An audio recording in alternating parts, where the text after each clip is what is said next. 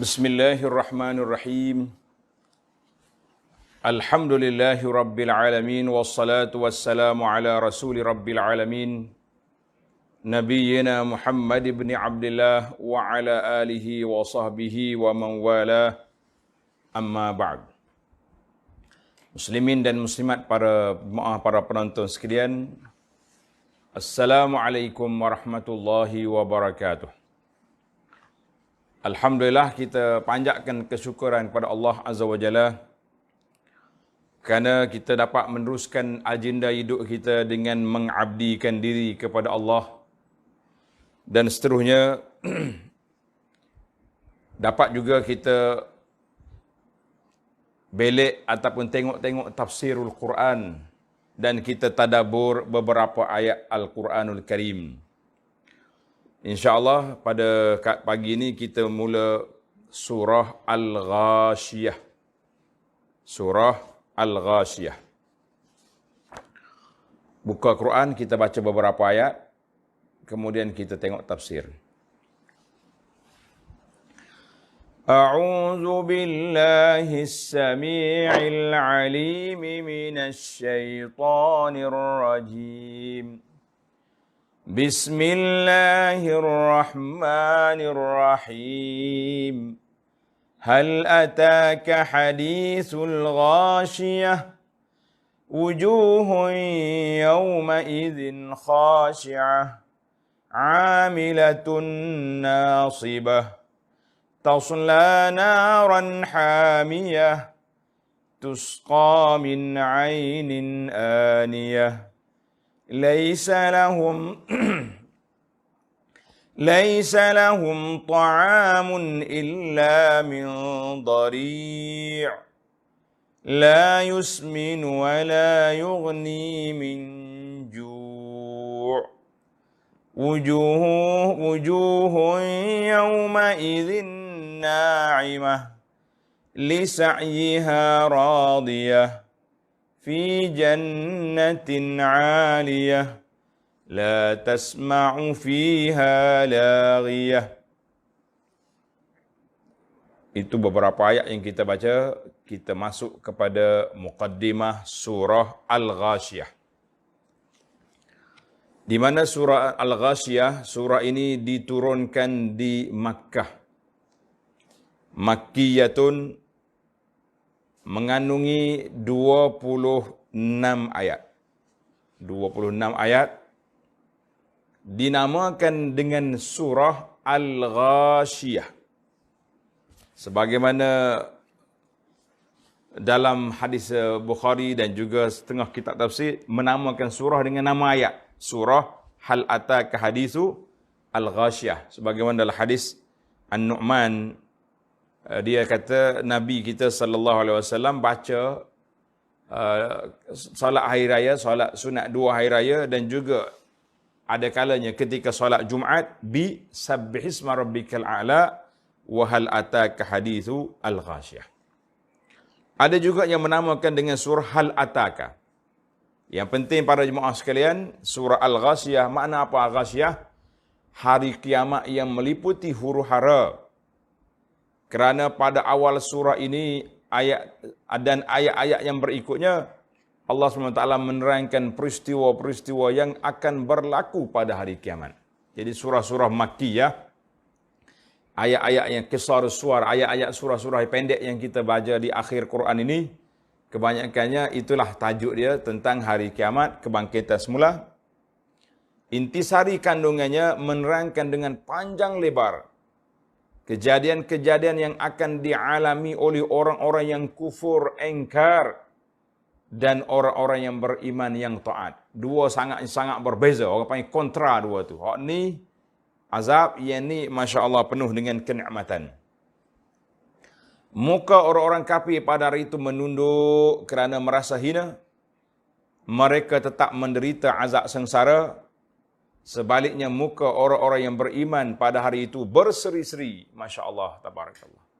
Wujuhun yawma idzin nadhiratun. Masya Allah, pada wujuhun yawma idzin khashi'ah. Jadi Allah SWT sebut dua-dua ada. Kemudian sebaliknya muka orang beriman itu berseri-seri, mereka berpuas hati dengan amal usaha yang baik-baik yang telah dikerjakan di dunia. Mereka tinggal menetap dalam syurga yang tinggi tempat kedudukannya dan darjatnya, Masya Allah, Tabarakallah. Kemudian kita akan tengok dalil-dalil kekuasaan Allah Azza wa Jalla melalui makhluk-makhluk dia. Kan? Di antaranya unta, keadaan langit, keadaan gunung ganang, keadaan bumi, kaifa khuliqat, bagaimana Allah menciptakannya. Jadi alhamdulillah para jemaah sekalian,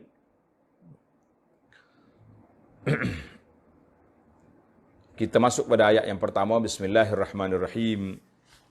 Hal ataka hadithul ghashiyah.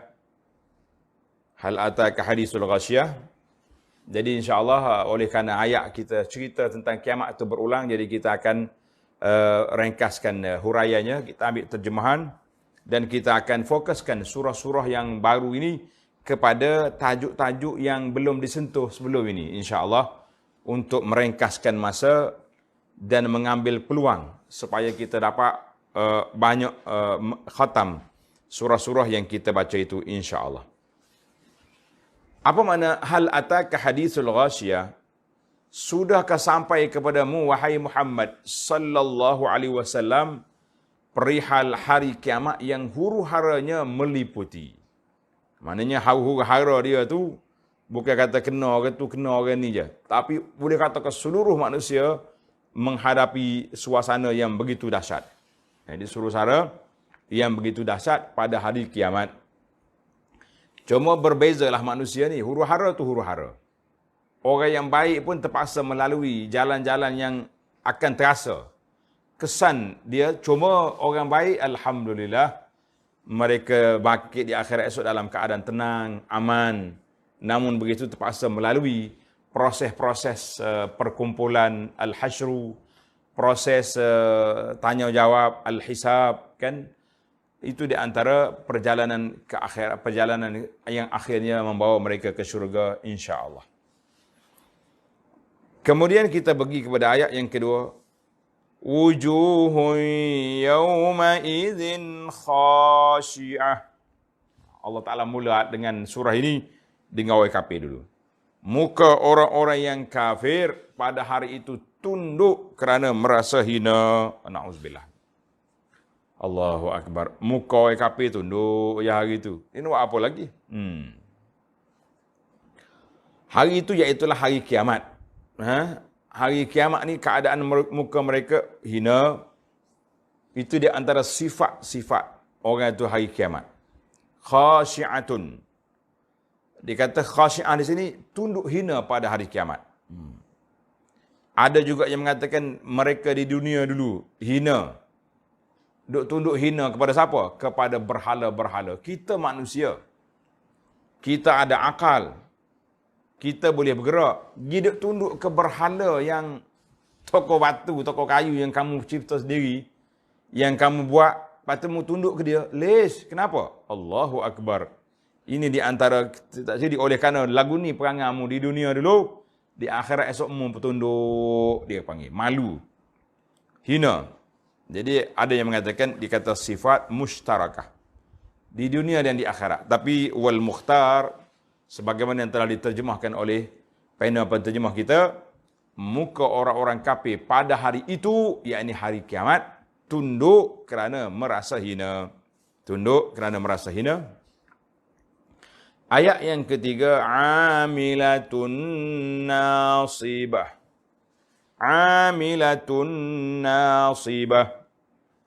Mereka menjalankan kerja yang berat, lagi berpenat lelah. Berat macam mana? Bangkit di akhirat esok, Allah Ta'ala gambarkan dalam ayat Quran, contohnya, orang-orang yang makan riba. Bangun di akhirat esok, apa jadi? Terhuyung-hayang macam orang mabuk. Macam-macamlah perangai, kerana-kerana yang akan berlaku kepada orang-orang yang kafir dan orang-orang yang fasik, dan orang-orang yang melakukan dosa maksiat di atas dunia, bangkit esok dalam keadaan yang berat. Allahu Akbar. Itu baru bangkit. Lepas pada bangkit apa jadi pula? tasla naran hamiyah. Mereka tetap menderita bakaran neraka yang sangat-sangat panas. Allahu Akbar. Lepas tu dia kata hamiyah ni sangat-sangat panas.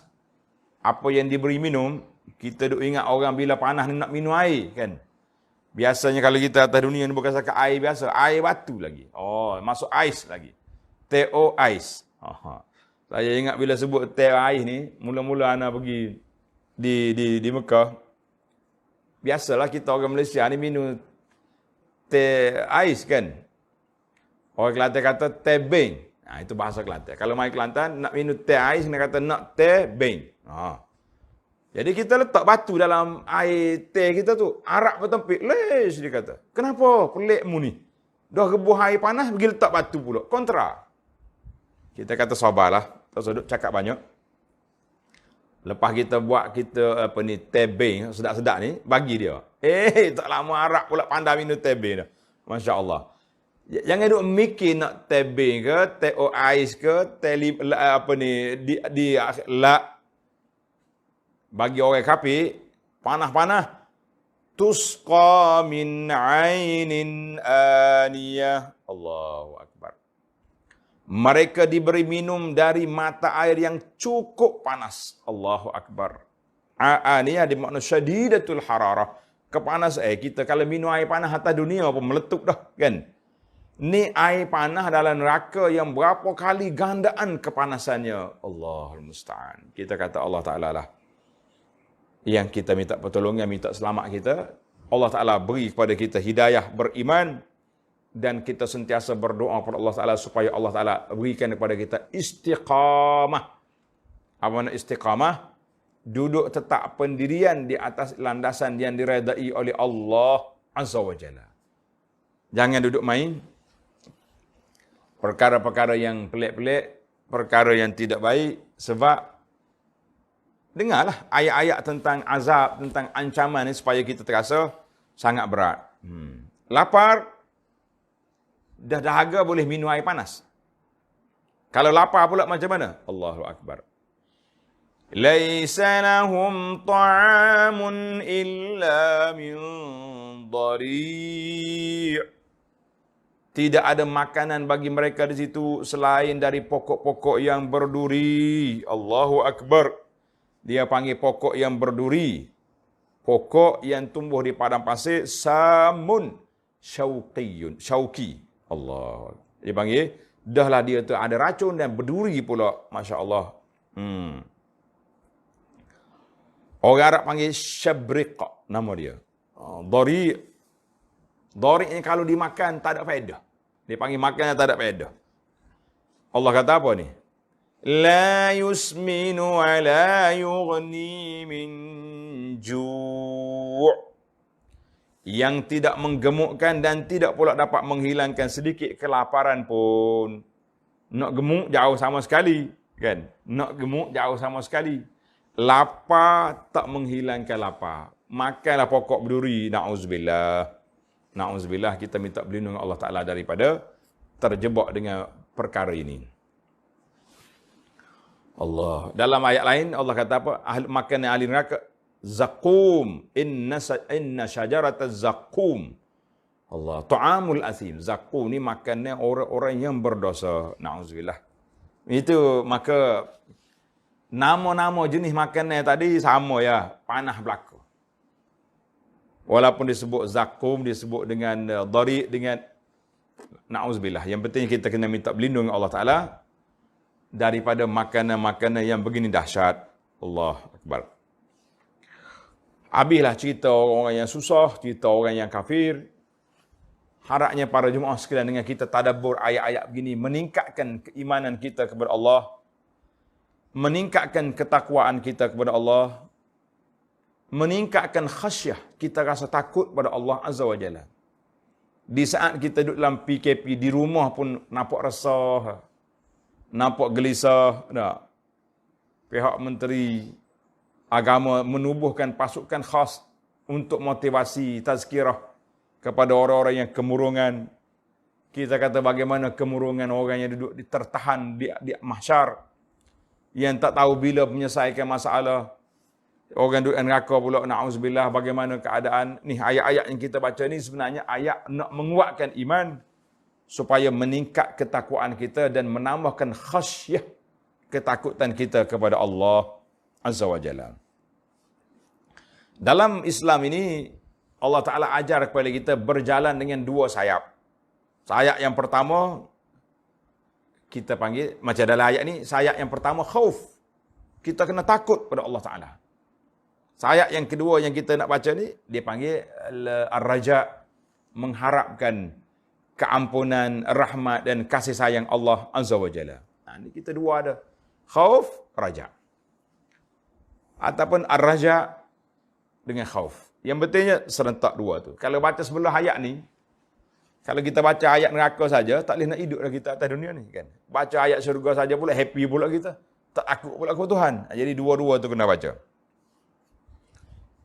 Ayat yang ke-8. Wujuhun yawma idzin na'imah. Sebaliknya muka orang-orang yang beriman pada hari itu berseri-seri. Masya Allah, tabarakallah. Allahumma ja'alna minhum. Ya Allah, jadikan kita di kalangan orang yang wujuhun yawma idzin na'imatun, muka yang bercahaya, yang berseri, nadhiratun, Masya Allah, pada hari itu. Kenapa? Apa sebab? Lisa'yiha radiyah. Berpuas hati mereka dengan balasan amal usahanya yang baik yang telah dikerjakan dunia. Walaupun kita kerja sikit je atas dunia dulu, tapi Allah Ta'ala balas banyak. Allah Ta'ala balas banyak. Kerja sikit, balas banyak. Macam mana kita tak syukur? Allahu Akbar. Kita ni kadang-kadang tak. Sepatutnya gaji kita dapat RM2, tiba-tiba dapat RM20. Allahu Akbar.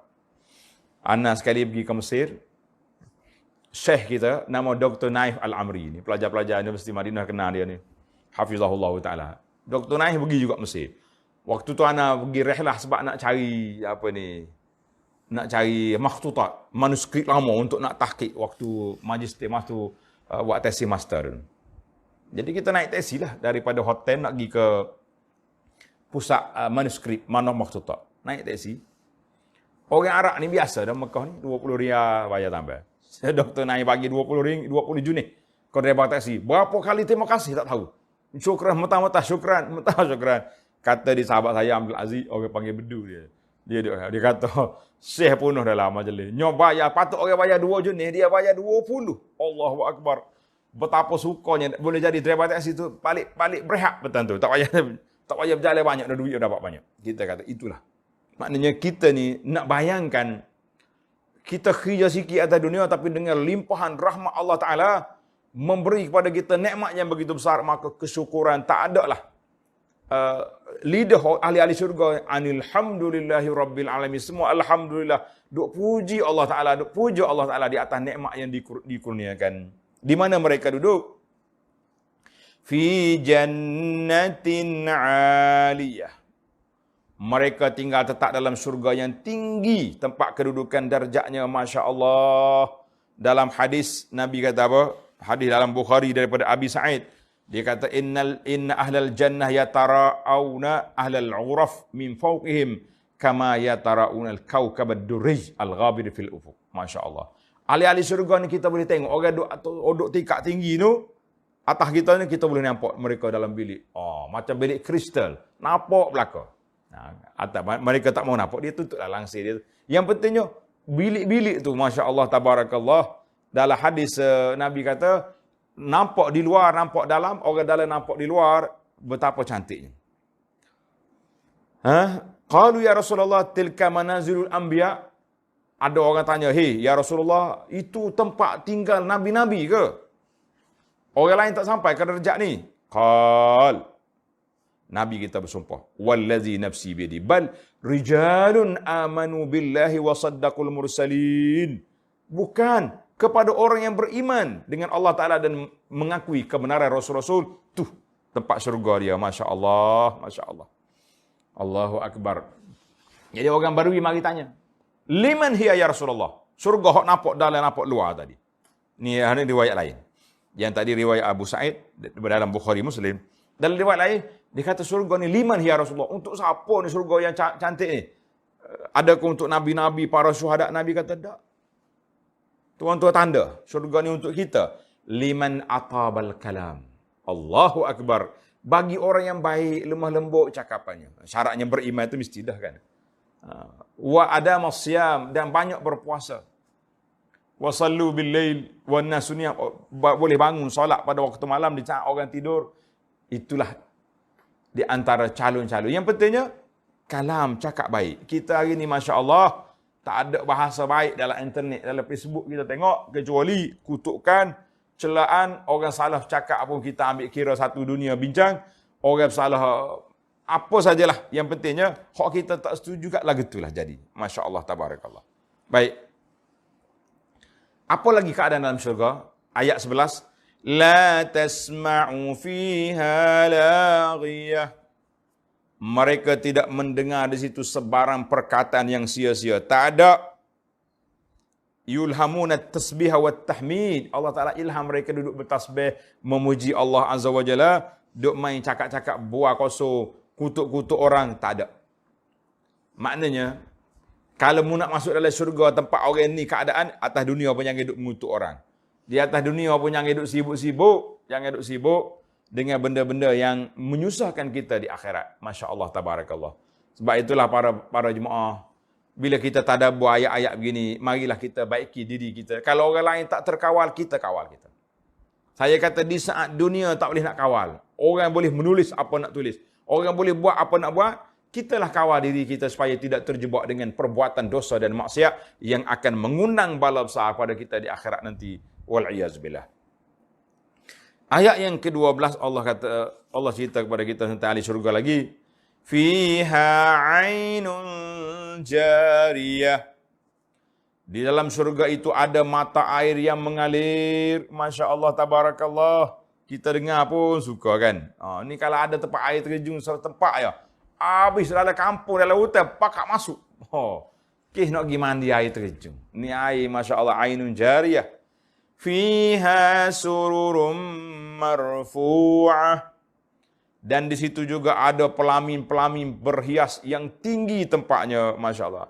Dia punya katil dia, singgah sana dia cantik duduk. Allahu Akbar. Wa akwabum mawdu'ah. Dan piala-piala minuman yang tersedia. Dulu kita dah bincang dah tentang akwab ni, cup ni. Kan gelas yang kaki kecil tu. Itu gambaran dia. Biasanya orang minum arak di situ. Tapi arak dalam syurga ni nama ya arak, tapi bukan macam mabuk atas dunia, tidak ada. Apa lagi yang kita ada? Tengok tuan-tuan. Wa namariqu masfufah. Dan bantal-bantal yang teratur untuk mereka berteleku atau bersandar. Allah. Kita ni kalau ada tempat duduk atas katil kita kan ada 2-3 bantal. Bantal peluk ada, bantal dakak ada, bantal golek ada, bantal nyanda ada, bantal tidur ada. Masya Allah. Allah gambarkan lengkap dia punya dekor di dalam syurga lengkap. Sebab tu tak usah duduk minta pelik-pelik. Anda duduk tengok dalam doa solat, antara solat tarawih kan, ada imam baca tu. Allahumma ja'alna bil imani kamilin wa li fara'ika muaddin wa 'ala salati muhafizin wa li zakati fa'ili. Itu baik berlaku. Biar kita jadi orang solat, orang bayar zakat. Wa lima indaka talibin, dia menuntut apa yang ada di sisimu surga. Kemudian bila mari wa fil jannati dakhilin, nak masuk surga. Wa 'ala sarirati, doa atas katil kita nak duduk. Kemudian nak pakai sutra kita kata tak usah duduk atas menu ke Tuhan lah. Kita minta nak masuk dalam syurga, Allah sedia belaka dalam tu. Itu kita bimbang, takut masuk dalam ba'alik tidak fi doa. Maknanya Nabi kita larang orang ni melampau dalam doa, di atas menu ke Tuhan. Nak minum madu, nak minum asal, nak minum tu minum ni. Kita kata dalam masuk dalam syurga agak mala'ain a'datu li ibadi. Tuhan kata aku dah sedia kepada hamba aku yang tak pernah mata tengok. Kita hidup sibuk atas menu pula buat apa? Masya Allah, tabarakallah. Jadi ada doa-doa kita perlu kita muhasabah, kan? Wa zarabiyyu mabsusah, serta hamparan-hamparan yang terbentang. Hamparan pula terbentang luas. Masya Allah, tabarakallah. Kemudian habislah cerita ahli syurga. Mula-mula ahli neraka dengan air panasnya, syurganya Allah Ta'ala gambarkan bagaimana kedudukan. Dalam ayat lain kita baca dah syurga dengan buah-buahannya, dengan begini. Hari ini dekor pula. Sebab tu kata di para ulama, ayat dalam Quran ni berulang. Tapi kalau dikumpul, macam para ulama kita duk kumpul, sifatul jannah, sifat-sifat syurga dalam Quran. Lengkap daripada ayat ni, jadi satu benda. Dengan kedudukannya, keadaannya, decoration dia, menu-menu dia, lengkap. Itu sebab itulah Quran ini perlu dipanggil tafsir yang paling baik bagi Quran ni, tafsirul Quran bil Quran. Al-Quran menafsirkan Quran. Itu yang paling utama sekali. Lepas tu Al-Quran ditafsirkan dengan hadis Nabi sallallahu alaihi wasallam. At-tafsir ulama salafus salih. Kemudian mari tafsir-tafsir yang lain muktabar. Bila mari kemudian capur kau habis dah. Ada tafsir isyari, ada tafsir batini dan macam-macam, itu sangat berbahaya. Tapi zaman kita ni orang tafsir melalui dengan sains-sains, kita kata kalau dia tidak bercanggah dengan nas, alhamdulillah boleh menguatkan, kita kata itu tidak menjadi masalah kepada kita nak belajar tafsir seperti itu. Baik, kita akan pergi kepada ayat 17. Ini dia panggil dalail, barahin, tanda-tanda kekuasaan Allah Ta'ala yang Allah Ta'ala tuh kita tengok, tadabbur, ta'amul, perhati kepada makhluk-makhluk yang diciptakan. Supaya bila kita tengok makhluk ni hebat, makna yang lebih hebat siapa? Al-Khaliq subhanahu, Al-Mubdi', Al-Musawwir. Pencipta, pereka dan yang memilih bentuk-bentuk, kita kata semuanya Allah Azza wa Jalla. Takkanlah kita kagum dengan makhluknya. Terlupa kepada Tuhan. Itu pelik dah. Jadi kita pergi rumah orang ni, oh comel lah rumah dia. Kita kena tahu, comel rumah dia, Tuhan dia yang design. Tuhan dia, laisa kamitslihi syai', tak nak banding dengan Allah. Maknanya bila kita tengok makhluk-makhluk yang kita akan bincang di sini, bagaimana dengan Al-Khaliq Subhanahu wa taala yang maha sempurna, yang maha segala, maha duduk kepada Allah Azza wa Jalla. Tidak ada kekurangan walaupun sedikit. Baik, kita pergi pada ayat 17. Afala yanzuruna ilal ibli kaifa khuliqat. Mengapa mereka yang kafir masih mengingkari akhirat? Tidakkah mereka memperhatikan keadaan unta bagaimana ia diciptakan? Tengok, satu tanda tuan-tuan. Ini dipanggil barahin. Tanda-tanda ketuhanan Allah Azza wa Jalla. Wa ilas samai kaifa rufi'at. Dan keadaan langit bagaimana ia ditinggikan binaannya. Wa ilal jibali kaifa nusibat. Dan keadaan gunung ganang bagaimana ia ditegakkan. Wa ilal ardi kaifa sutihat. Dan keadaan bumi bagaimana ia dihamparkan. Berapa? Unta, langit, bukit, bumi. Akhirnya Allah kata apa? Fadzakir innama anta muzakkir. Oleh itu berikanlah sahaja peringatan wahai Muhammad sallallahu alaihi wasallam kepada umat manusia dan janganlah berduka cita kiranya ada yang menolak. Khijamu zakir, beri peringatan. Orang tak terima, tak usah duduk sedih, tak usah duduk duka cita, kerana sesungguhnya engkau hanyalah seorang rasul pemberi ingatan. Itu khija Nabi sallallahu alaihi wasallam, khija dianya beri peringatan. Baiklah para jemaah sekalian, kita balik kepada tanda yang pertama. Langit, bumi, bukit kita dah bincang dalam siri-siri yang lepas. Masya Allah, tabarakallah. Para jemaah boleh rujuk balik kepada siri kita yang lalu. Cuma yang terbaru dalam surah Al-Ghasyiyah ini yang kita tak bincang lagi tentang afala yanzuruna ilal ibili kaifa khuliqat. Allah kata, apakah kamu tak tengok kepada unta bagaimana ia diciptakan? Masya Allah, tabarakallah. Muslimin dan muslimat para penonton sekalian, berapa kali dah kita tengok unta? Ustaz, saya selalu kalau saya pergi ke Mekah, selalu pergi tempat minum susu unta tak? Ada hak minum susu unta, ada minum air kecil unta pun ada. Masya Allah, tabarakallah. Para jemaah sekalian, bila Allah Ta'ala suruh tengok, bermakna tentulah di sana ada perkara ajaib. Kata di Qadi Shuraih Al-Qadi rahimahullah, dia kata akhriju bina. Mari kita keluar daripada majlis ilmu ni hatta nanzura ilal ibili. Mari kita pergi tengok unta bagaimana Tuhan ciptakan. Masya Allah, tabarakallah. Kata Imam Ibn Kathir Kerana kejadian unta ajib. Kejadian makhluk pelik. Wa tarkibuha gharib. Struktur atau susunan bentuk tubuh dia pelik. Dan dia punya kekuatan yang luar biasa. Masya Allah, tabarakallah. Cuba kita tengok dalam beberapa perkara saya nak bawa di sini kepada para jemaah sekalian, min gharaibul ibil. Beberapa benda ajaib dalam unta. Tanda.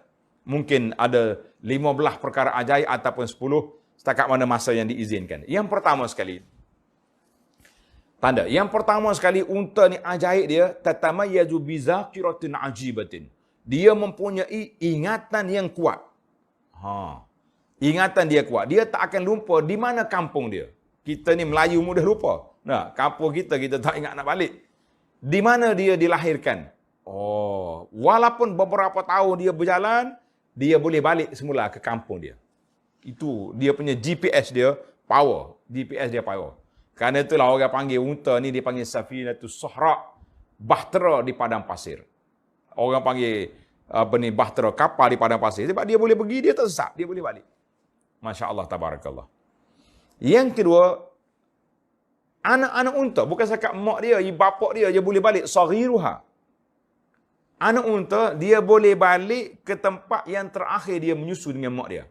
Contohnya kalau dia berjalan ramai-ramai, kan? Tiba-tiba anak unta ni terlepas. Terpisah daripada kumpulan dia. Dia akan balik di mana tempat dia menyusu dengan mak dia tadi. Jadi mak dia pun kalau tak jumpa cari, dia akan balik semula ke tempat dia stesen yang terakhir dia berhenti. Ya, dia pergi, dia akan jumpa anak dia sana. Masya Allah, tabarakallah. Ketiga, unta juga dia punya, saya tak tahu nak kata radar ke GPS dia, hidung dia tu, mata dia, dia boleh kesan di mana ke tempat ada air. Di mana tempat turun hujan, air bertakung di situ, dia akan pergi. Melalui syam.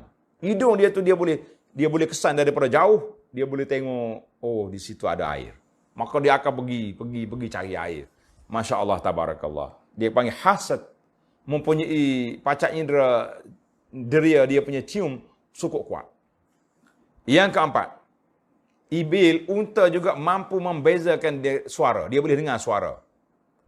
Kan orang Arab dulu kalau dia bela unta, dia ramai-ramai agak. Ni kumpulan ni. Tapi dia akan kenal suara gembala dia.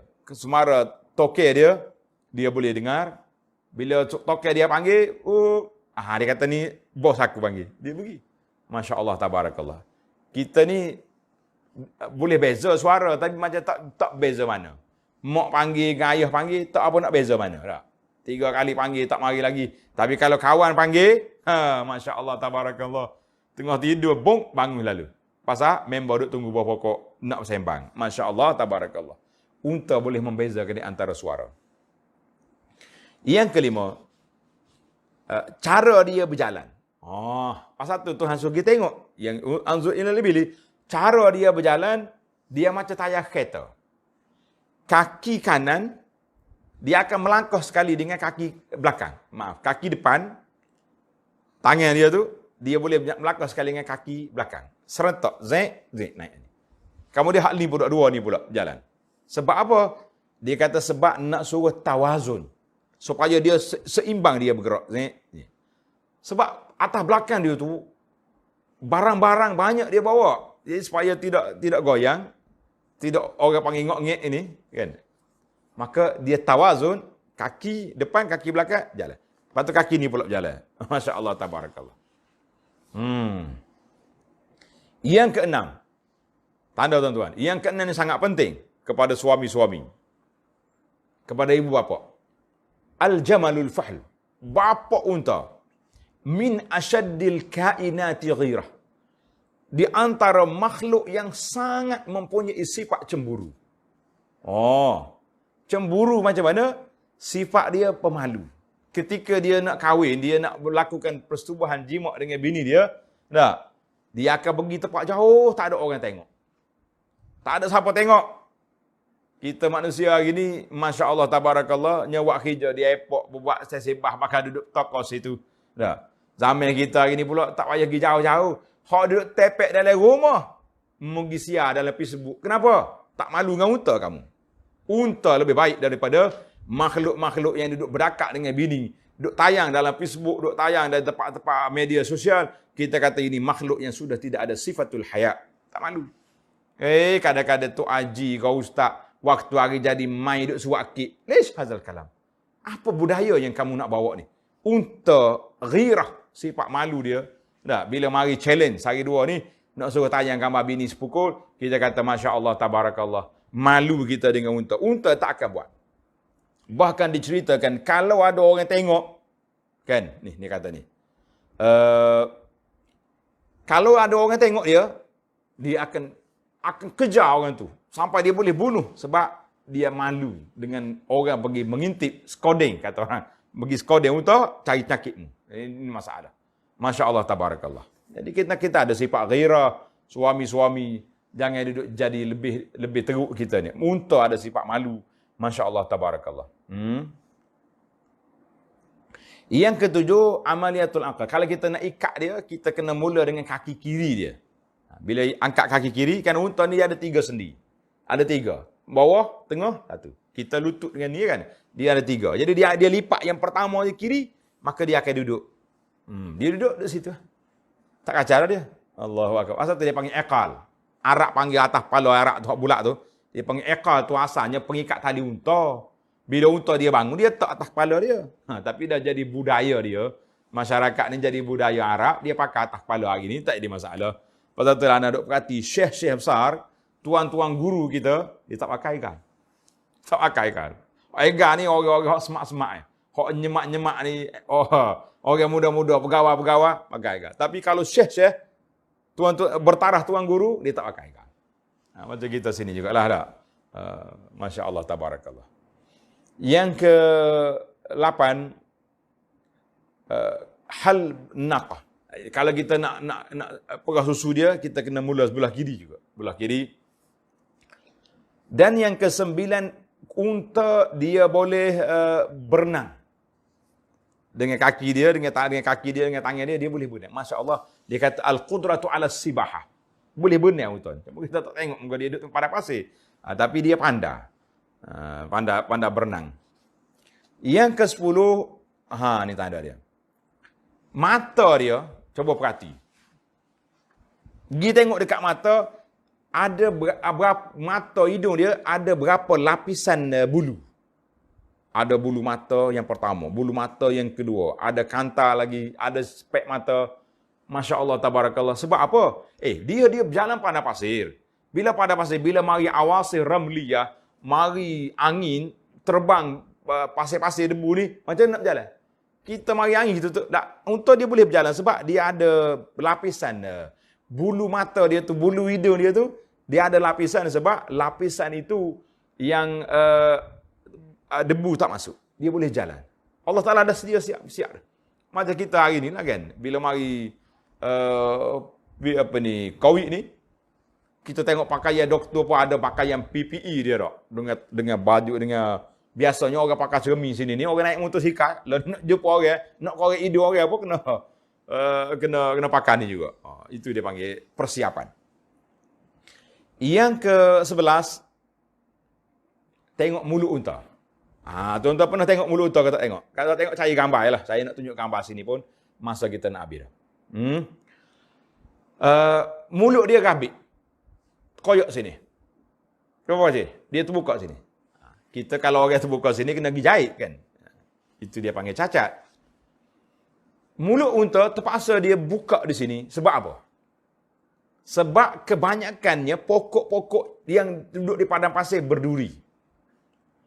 Pokok di padang pasir berduri. Jadi kalau mulut macam kita ni dimakan, berat, luka habis. Masya Allah. Allah Ta'ala buka mulut dia. Sini. Jadi dia waktu dia makan terbuka, jadi kena gigi. Tak sakit mulut dia. Subhanallah. Kata subhanallah. Itulah unta. Masya Allah, Tabarakallah. Kemudian Allah Ta'ala beri pada unta pula, berapa dah tu? 11. 12 dah. Quwwatus sabri wa quwwatut tahammul. Kekuatan sabar dan kekuatan menanggung barang-barang. Boleh. Allah Ta'ala kata, yahmilu asqalakum ila baladil lam takunu balighi illa bisyiqqil anfus. Dia boleh pikul barang-barang kamu pergi tempat perniagaan sebulan berjalan daripada Mekah ke Syam. Dah. Kamu nak sampai susah sekali, unta boleh bawa. Masya-Allah tabarakallah. Yang ke-13, Allah Ta'ala buat kaki dia tebal. Kenapa? Sebab ni, tapak kaki dia besar. Kerana dia nak masuk dia jalan dalam pasir, kalau tidak terjerus. Dia buat siap ada tapak. Dia tak akan masuk dalam pasir. Kita kata masya-Allah tabarakallah. Yang ke-13, Allah Ta'ala sediakan atas sanam. Orang panggil bonggol unta tu, dia penuh dengan lemak-lemak dan minyak-minyak. Untuk apa? Itu dia panggil bekalan dia. Dia boleh untuk jadi minuman. Dan dalam tu ada air dia. Yang ketiganya, dia ada juga tempat simpanan. Orang panggil bekalan makanan, tangki air, duduk atas tu. Masya Allah tabarakallah. Muslimin dan muslimat para jemaah sekalian, cerita unta ni tak habis lagi. Yang sedap lagi, daging unta. Sekarang ni kalau kita pergi Mekah, saya syorkan tuan-tuan pergi cari restoran Hashi. Hashi ni, dia panggil restoran nasi mandi anak unta. Baby unta yang umur 6 bulan tu, kalau makan. Kita duduk gurau dengan kawan-kawan lah. Kita kata, kalau kita makan nasi mandi ni, mak mertua lalu kok belakang tak nampak.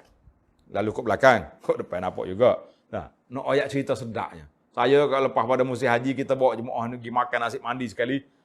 Balik-balik duduk saya ingatkan nasi mandi tu. Kita kata jangan ingat tahu. Ingat ilmu yang saya bagi tu. Duduk ingatkan nasi mandi pula dah. Kan? Allahu Akbar. Masya Allah, tabarakallah. Satu kisah, seorang ulama besar, dia buta mata.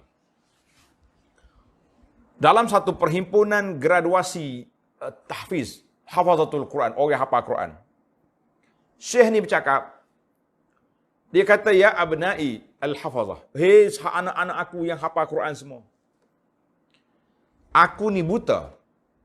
2 kali dalam hidup aku bercita-cita nak celak mata.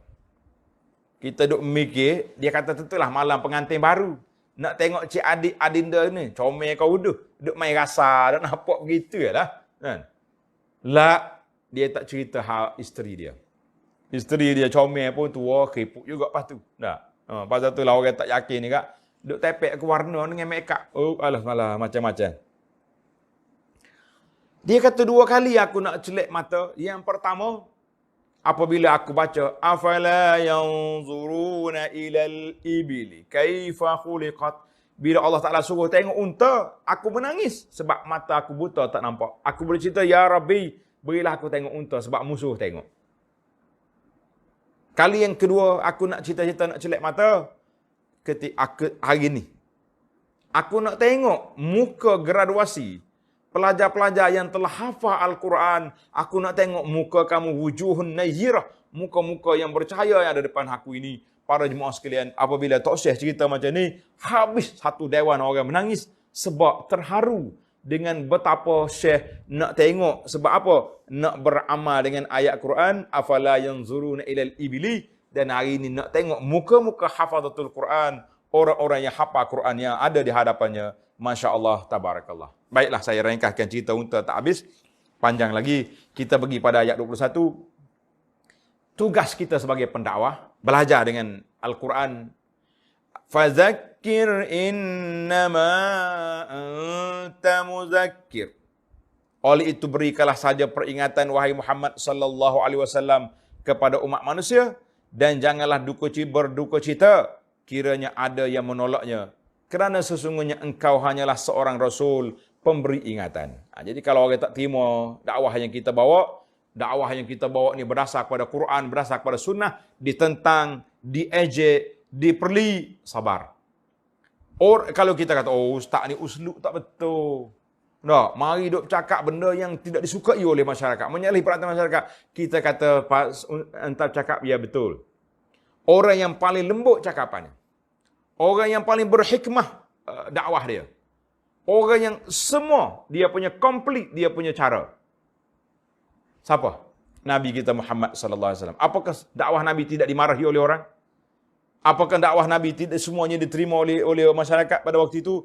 Kita kata itulah sunnatul haya, keadaan sunnatul haya. Orang yang membawa hak, mereka akan ditentang. Sabar, isbiru. Nabi kata, isbiru hatta talqauni alal haud, sabarlah sehingga kamu jumpa aku di tepi kolam. Aku tunggu kamu di tepi kolam dengan sebab kamu mengamalkan sunnahku, insya-Allah. Allah kata apa? Lasta alaihim bimusaitir. Bukanlah engkau seorang yang berkuasa memaksa mereka menerima ajaran Islam yang engkau sampaikan itu. Tak ada kuasa kita nak paksa. Dan kita memang tidak disuruh paksa pun. Illa man tawalla wa kafar. Sambil-sambil tak paksa, Tuhan kata, akan tetapi siapa yang berpaling dari kebenaran serta ia kufur ingkar, fayu'azzibuhu Allahul azabal akbar. Maka Allah akan menyeksanya dengan azab seksa yang sebesar-besarnya.